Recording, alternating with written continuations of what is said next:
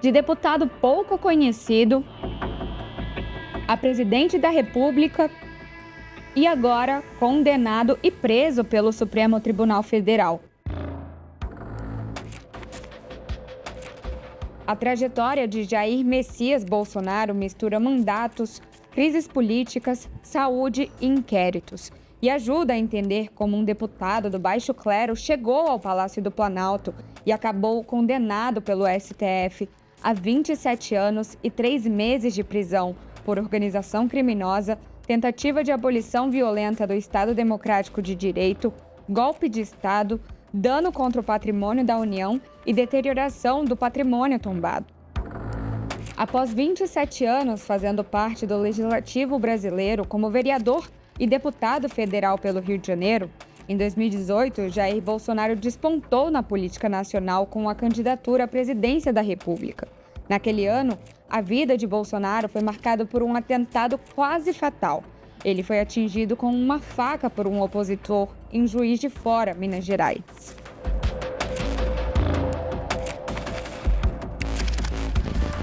Os discursos religiosos, antipetistas e antissistemas furaram a bolha e consolidaram uma candidatura sólida, competitiva e apoiada principalmente pela internet. Foi neste momento que surgiram os primeiros ataques às urnas eletrônicas e as primeiras aproximações explícitas com as Forças Armadas. Durante a campanha presidencial em 2018, Jair Bolsonaro sobreviveu ao atentado que sofreu. Foi no dia 6 de setembro, na cidade de Juiz de Fora, localizada na zona da Mata Mineira. O opositor Adélio Bispo estava no meio da multidão enquanto Bolsonaro era carregado nos ombros por apoiadores. Foi neste momento em que o até então candidato foi atingido. O ataque mudou toda a sua história política e pessoal. Já no governo, Bolsonaro manteve o discurso de confronto com instituições. Como presidente, acumulou ministros militares, exaltou o Exército e passou a atacar o Supremo Tribunal Federal e o Congresso Nacional, afirmando que eles faziam parte de um sistema corrupto contra o que ele lutava. Em 2019, enfrentou o seu primeiro embate com o ministro Alexandre de Moraes, do Supremo Tribunal Federal, no inquérito das fake news. Em 2020, apoiadores convocaram atos pedindo intervenção militar e o fechamento do STF. Bolsonaro apoiou publicamente e o Supremo abriu o inquérito dos atos antidemocráticos. A crise chegou ao auge em 2021, durante a pandemia, quando o ministro da Defesa, Fernando Azevedo e Silva, e os comandantes das 3 Forças Armadas renunciaram em conjunto. De 2022, Bolsonaro intensificou os ataques às urnas. Após as pesquisas mostrarem que Lula estava à frente, o então presidente disse que só perderia a reeleição em caso de fraude. Chegou a convocar mais de 70 países para questionar o sistema e acusou as pesquisas de manipulação. Após a derrota para Lula, Bolsonaro diminuiu os ataques e se manteve em silêncio. Inclusive, viajou aos Estados Unidos antes de terminar o mandato, o que deu margem aos apoiadores para levantarem suspeitas sobre o processo das eleições. Os ânimos começaram a esquentar em dezembro, quando apoiadores de Bolsonaro danificaram carros e ônibus e tentaram invadir a sede da Polícia Federal aqui em Brasília. A insatisfação explodiu em 8 de janeiro de 2023. Uma semana depois da posse de Lula, mais de 5.000 manifestantes invadiram os prédios dos 3 poderes em Brasília. A ação, que deixou o país em choque, resultou em intervenção federal na segurança pública do Distrito Federal. Bolsonaro, que estava nos Estados Unidos, publicou uma mensagem condenando os ataques e se isentou da responsabilidade.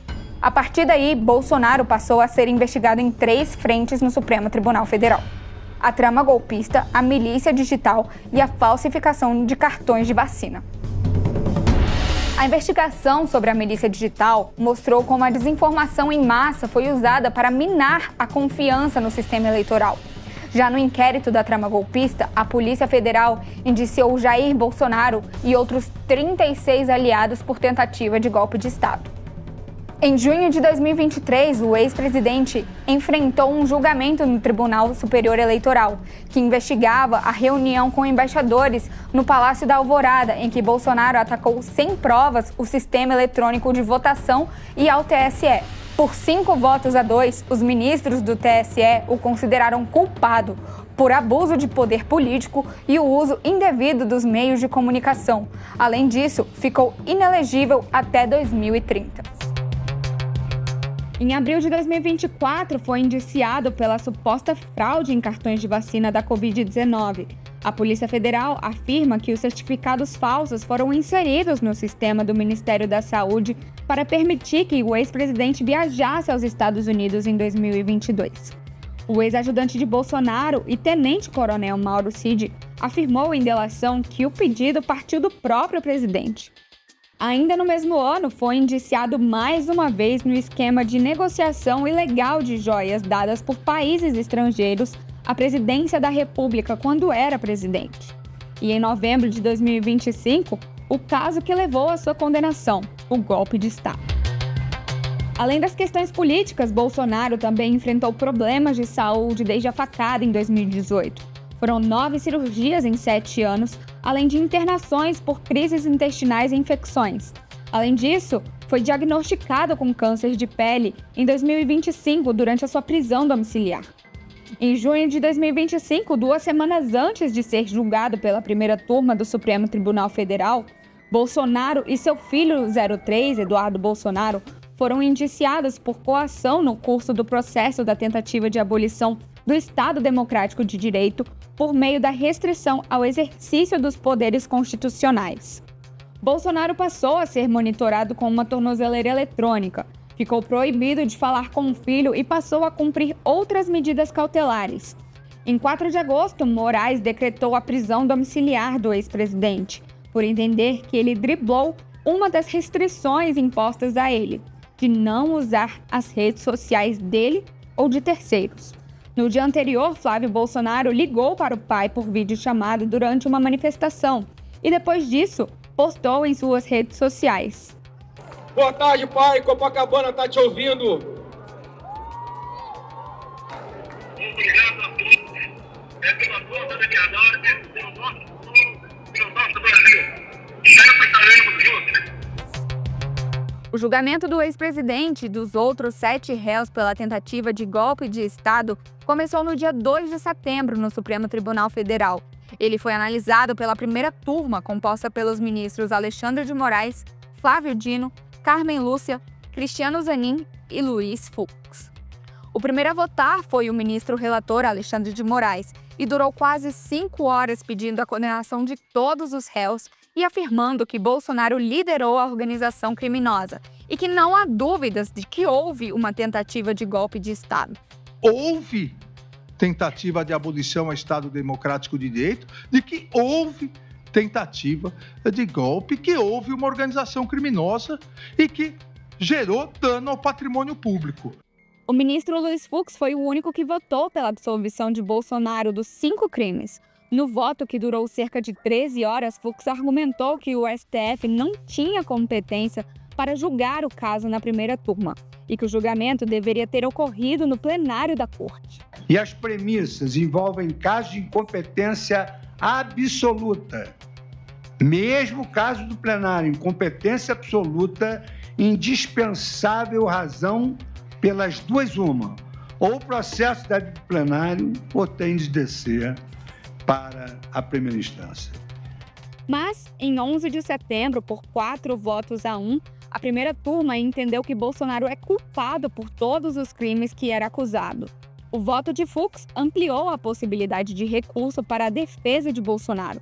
Agora, condenado pelo Supremo Tribunal Federal a 27 anos e 3 meses por tentativa de golpe de Estado, Jair Messias Bolsonaro entra definitivamente para a história política do país.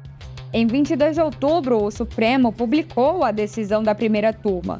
Os advogados da defesa de Jair Bolsonaro tiveram 5 dias corridos para apresentar os chamados embargos de declaração, que são os recursos usados para apontar contradições ou trechos pouco claros na decisão. O julgamento dos embargos de declaração marcados ocorreram entre os dias 7 e 14 de novembro em formato de plenário virtual. Fux não participou dessa rodada e os embargos foram negados pelos ministros. E na nova rodada, a defesa optou por não apresentar os recursos e, por isso, na avaliação do ministro Alexandre de Moraes, eram apenas protelatórios. A tarde do dia 25 de novembro marcou a história do Brasil. O STF encerrou o processo da trama golpista e agora o ex-presidente Jair Bolsonaro passa a cumprir a pena de 27 anos e 3 meses na Sala de Estado-Maior, aqui na Superintendência da Polícia Federal, em Brasília. Com a saúde física e mental debilitada através de laudos médicos, agora Bolsonaro espera saber como a justiça brasileira vai escrever os próximos capítulos da sua história.